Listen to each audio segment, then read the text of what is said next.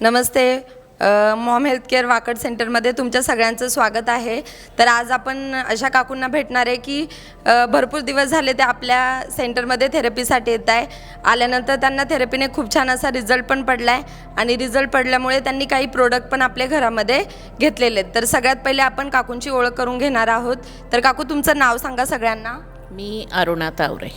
आपल्या अरुणा तावरे काकू आहेत. तर काकू, मला सांगा किती दिवस झाले तुम्ही मॉम हेल्थकेअरमध्ये येत आहे? मी आता जवळजवळ 7-8 महिने झालं येते. ठीक आहे. तर काकूंना थेरपीला येऊन 7 ते 8 महिने झालेत. काकू, मला सांगा, तुम्हाला आपल्या थेरपीबद्दल म्हणजे थेरपी सेंटरबद्दल कोणी सांगितलं होतं?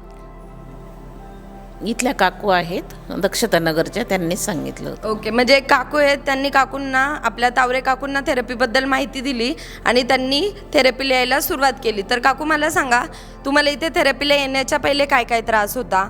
मला सायटिकाचा त्रास होता, प्लस टाचदुखी, पाय दुखायचे आणि फ्रोझन शोल्डर. ठीक आहे. तर काकूंना टाचदुखीचा प्रॉब्लेम होता, पाय दुखायचे, त्याचसोबत त्यांना फ्रोझन शोल्डरचा पण प्रॉब्लेम होता.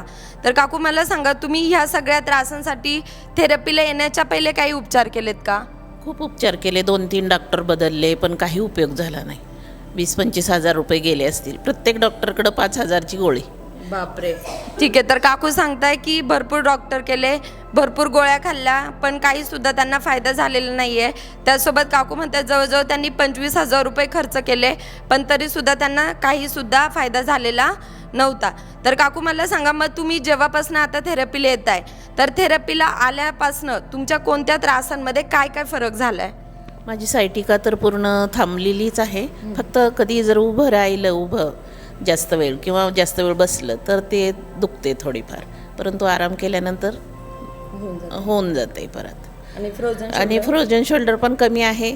काम जरा कमी केलं तर कमी दुखतो, जास्त केलं तर जास्त दुखतो, नाहीतर आहे, व्यवस्थित आहे. ओके. तर काकू सांगताय की त्यांचा जो सायटिकाचा प्रॉब्लेम होता तर तो पूर्णपणे कमी झालेला आहे. फक्त जास्त उभं राहण्यात वगैरे आलं तर त्यांना थोडाफार त्रास होतो. त्यासोबत त्यांचं जे फ्रोझन शोल्डर आहे, तर फ्रोझन शोल्डरचा प्रॉब्लेमसुद्धा त्यांचा थेरपीने कमी झालेला आहे.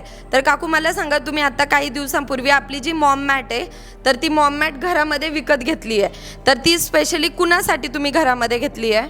माझ्यासाठी घेतली आणि घरात मुलगी आहे पोलीसमध्ये, तिलाही 12-12 तास त्या खुर्चीवर बसावं लागतं.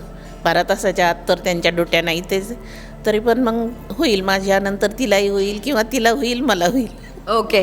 आता मेन म्हणजे तर काकू थेरपीला 8 महिने झाले थेरपीला येत आहे.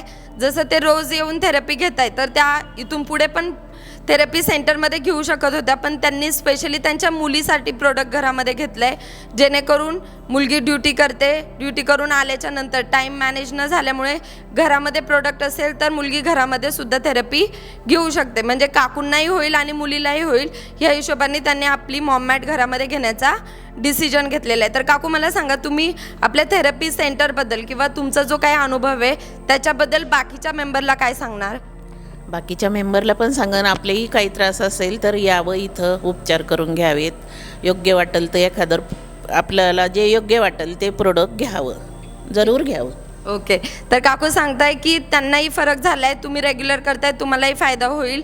आणि त्यासोबत जसं काकूंनी त्यांच्या फॅमिलीचा विचार केला आहे, तर काकू सांगताय की जर तुम्हाला वाटतंय तर तुम्ही तुमच्या हिशोबाने तुमच्या फॅमिलीसाठी सुद्धा प्रोडक्टचा विचार करू शकतात. Thank you Maugham healthcare. थँक्यू.